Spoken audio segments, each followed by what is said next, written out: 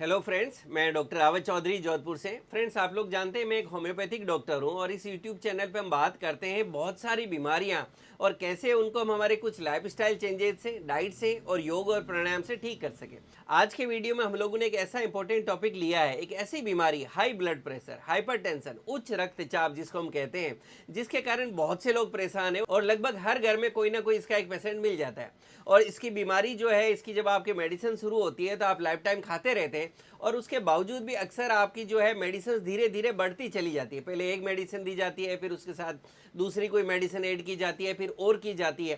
Friends, इसका कारण क्या है कि आप हाई बीपी जो है मेडिसिन लेते हुए कंट्रोल क्यों नहीं कर पाते?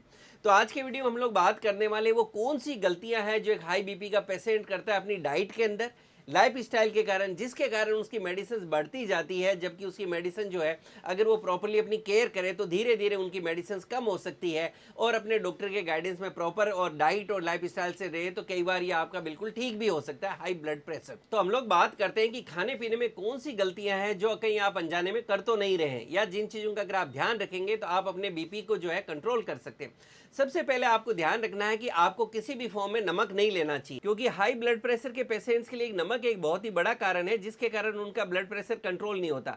अक्सर लोग नमक को सब्जी में ऊपर से डालते हैं, या कई बार आप कोई सलाद खा रहे हैं तो उसमें भी आप ऊपर से नमक लेने लगते हैं। फ्रेंड्स, जब आप हाई साल्ट डाइट लेते हैं तो उससे आपकी बॉडी का जो नेचुरल सोडियम बैलेंस है वो डिस्टर्ब होने लगता है, जिससे आपकी बॉडी में वाटर रिटेंशन बढ़ता है और जिसके कारण आपका ब्लड प्रेशर बढ़ने लगता है। इसलिए आप ध्यान रखेंगे, आप जब भी खाना खा रहे हैं तो उसमें आपके नमक की मात्रा कम से कम हो। खास करके जब रूटीन में आपकी सब्जी बनती है तो उसके अंदर नमक कम से कम हो। और आपकी जब एक बार सब्जी बन जाती है तो उसमें आपको ऊपर से कच्चा नमक बिल्कुल भी नहीं डालें। हो सकता है कि कई बार अगर आप नमक सब्जी बनाते समय डालना भूल गए तो भी आपको नमक ऊपर से नहीं डालना चाहिए। दूसरा, उसके साथ आप ये भी ध्यान रखें कि जब आप सलाद खा रहे हैं तो सलाद के अंदर भी आपको ऊपर से नमक नहीं लेना।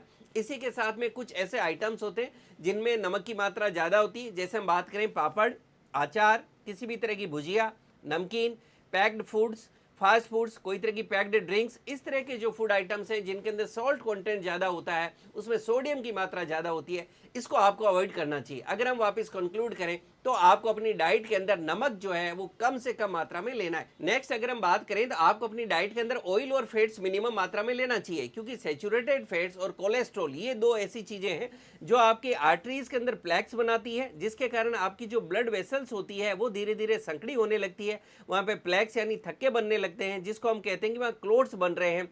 और इन सारी चीजों से नेचुरली आपका जो ब्लड प्रेशर वो बढ़ना लगेगा, आपको स्ट्रोक होने का खतरा रहेगा, हार्ट से रिलेटेड प्रॉब्लम होगी और आपका हाई ब्लड प्रेशर है वो ठीक नहीं होगा। यानी आपको अपनी डाइट के अंदर जितना कम मात्रा में आप सेचुरेटेड फैट्स लेंगे, कोलेस्ट्रॉल लेंगे, उतना ही आपका ब्लड प्रेशर आपका अच्छी तरह से कंट्रोल रहेगा। कुछ रूटीन के फूड आइटम्स जिनको अगर आपको विशेष तौर से ध्यान रखना है कि आपको नहीं खाने चाहिए, अगर मैं आपके साथ शेयर करूं तो आपको चीज़ नहीं लेना चाहिए, बटर नहीं लेना चाहिए, केक्स नहीं लेना है, पेस्ट्री नहीं लेनी है, बिस्किट्स नहीं लेने, आपको मीट या पॉर्क है ये नहीं लेना है, आपको फुल फैट जो डेयरी प्रोडक्ट्स है वो नहीं लेने।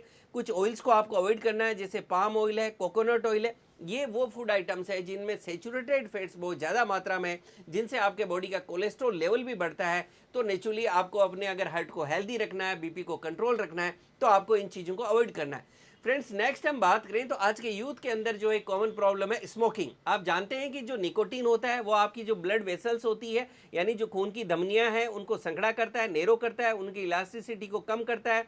वहाँ ब्लड क्लोटिंग की टेंडेंसी बढ़ जाती है, जिसके कारण आपकी हार्ट रेट बढ़ने लगती है और आपको जो है हाई ब्लड प्रेशर की शिकायत रहती है। इसी तरह से एक कॉमन प्रैक्टिस आजकल होगी है एल्कोहल।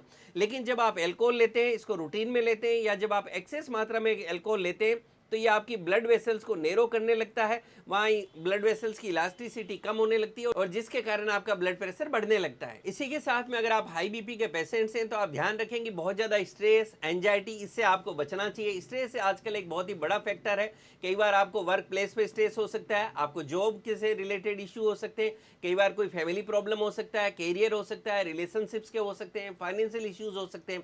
लेकिन स्ट्रेस एक बहुत ही बड़ा फैक्टर है जिसके कारण बहुत ही कम एज के अंदर लोगों को हाई ब्लड प्रेशर की शिकायत रहने लगी है। तो आप कोशिश करें कि आपका जो स्ट्रेस लेवल है वो मिनिमम रहे। आप योगा करें, मेडिटेशन करें, प्राणायाम करें और लाइफ में बहुत सी चीज़ों को एक्सेप्ट करना सीखें, क्योंकि हमेशा कुछ ऐसा नहीं होगा जो आप चाहते हैं। बहुत सी चीज़ें ऐसी है जिस पे आपका कोई कंट्रोल नहीं है, तो उन चीज़ों को एक्सेप्ट करना सीखें, उनके साथ में जो है आप आगे बढ़ना सीखें, जिससे आपका जो स्ट्रेस लेवल है उसको आप मिनिमाइज करें। इसी के साथ में एक बड़ा फैक्टर है नींद कम लेना।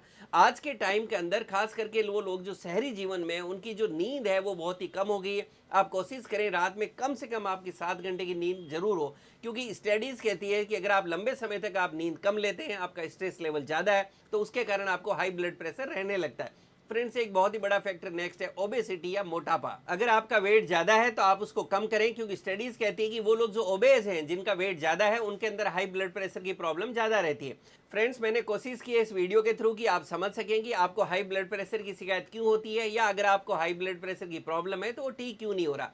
तो मैं उम्मीद करता हूं कि इस वीडियो को देखने के बाद आप अपनी लाइफस्टाइल को जो है सुधारने की कोशिश करेंगे। आप जो है अपना वेट कम करेंगे, आपकी ईटिंग हैबिट्स को आप सुधारेंगे, इसी तरह से योग प्राणायाम को आप अपनी लाइफस्टाइल में शामिल करेंगे। अगर आपका वेट ज़्यादा है तो उसको आप कंट्रोल करेंगे, और इसी के साथ में बहुत ही अच्छी अच्छी होम्योपैथिक मेडिसिन आती है, जिनको अगर आप अपने डॉक्टर के गाइडेंस में लेते हैं तो आप ब्लड प्रेशर को कंट्रोल कर सकते हैं। और हाँ, अगर आप प्रॉपरली लें तो इसको आप ख़त्म भी कर सकते हैं। Thank you.